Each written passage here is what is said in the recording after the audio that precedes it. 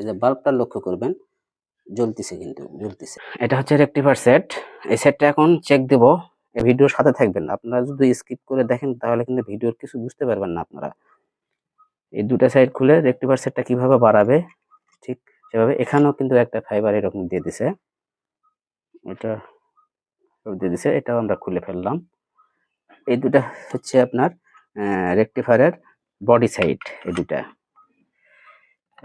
অর্থাৎ negative side, রেকটিফায়ারের negative side.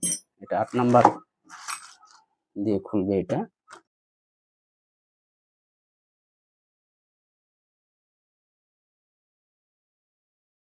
খোলার পরে এটা এভাবে চাপ দিলে এই সকেটটা আমরা টান দিয়ে আগে খুলে নিতে হবে। এই সকেটটা, কারণ এই সকেটের জন্য লেগে রয়েছে, এটা কার্বনের হোল্ডারের সকেট। এই সুন্দরভাবে বালতে হবে, যে খুলে গেল। এটা এখন ঠোঙ্গা, অনেক ময়লা এই ডায়নামাতে, অনেক অপরিষ্কার ডায়নামা। এটা হচ্ছে রেকটিফায়ার সেট। এই সেটটা এখন চেক দেব, এটা আপনাদের বুঝাবো কিভাবে চেক দিতে হয়। আগে পরিষ্কার করে নিয়ে আবার ফিরে আসতেছি আপনাদের মাঝে। এখন আমার এটা পরিষ্কার হয়ে গেছে। এই রেকটিফায়ার সেটটা চেক কিভাবে করবেন এবং কোনটা কোন পয়েন্টে থাকে সেটা আমি আপনাদের বুঝাচ্ছি। আর একটা জিনিস সবসময় সতর্ক রাখবেন, ডায়নামা খোলার সময় দেখবেন এই যে এই ধরনের ফাইবার, এটা কিন্তু ফাইবার, এটা স্ক্রুর ভিতরে এভাবে দেওয়া হয়েছে।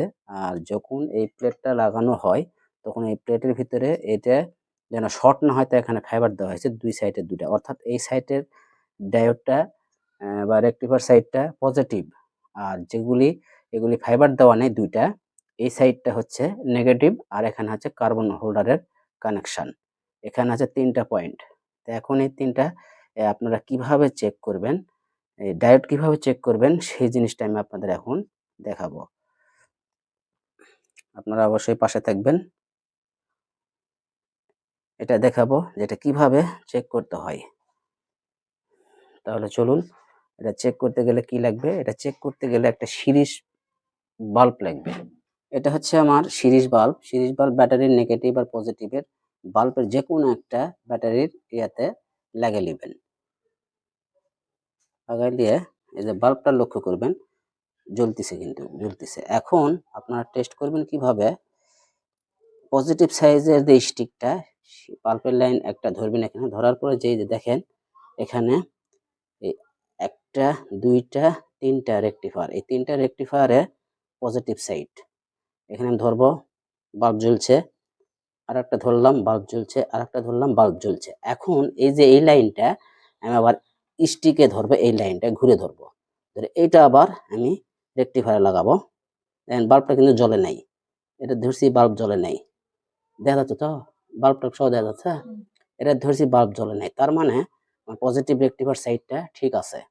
এখন নেগেটিভ রেকটিফায়ার সাইডটা টেস্ট করতে গেলে অনুরূপভাবে এই যে নেগেটিভ সাইডের যেটা, সেটাতে আমি ধরবো, ধরে এই প্লেটের ভিতরে দেখবেন, এই প্লেটের ভিতরে কিন্তু আপনার 3টা রেকটিফায়ার, 1টা 2টা 3টা।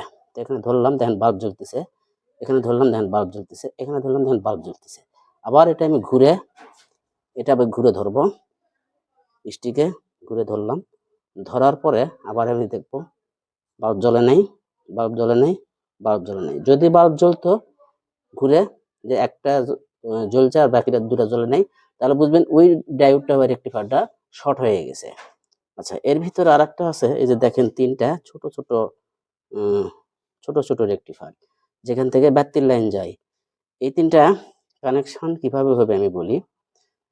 এই যে 3টা রেকটিফায়ার, এই যে 3টা রেকটিফায়ার, এই 6টা রেকটিফায়ার ভিতরে এই সাইডের রেকটিফায়ার একটা কানেকশন, এই সাইডে যে রেকটিফায়ারটা, এটাতে একটা তার দিয়ে এই পজিটিভ রেকটিফায়ারের যে এই ধারের রেকটিফায়ারে দিয়ে দিছে আর কি। তারপরে দ্বিতীয় রেকটিফায়ারের একটা তার দিয়ে এটার এই পাশে দ্বিতীয় রেকটিফায়ারে দিয়ে দিছে, সুন্দর দেখা যায়। আর তৃতীয় রেকটিফায়ার অনুরূপ একটা তার দিয়ে এখানকার এই তৃতীয় রেকটিফায়ারে লাগিয়ে দেওয়া হয়েছে।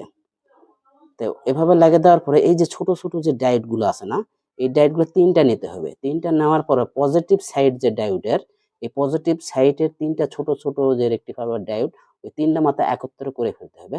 করার পর আর 3টা ডায়োডের 3টা ছোট ছোট মাথা এই সাইডে হোক বা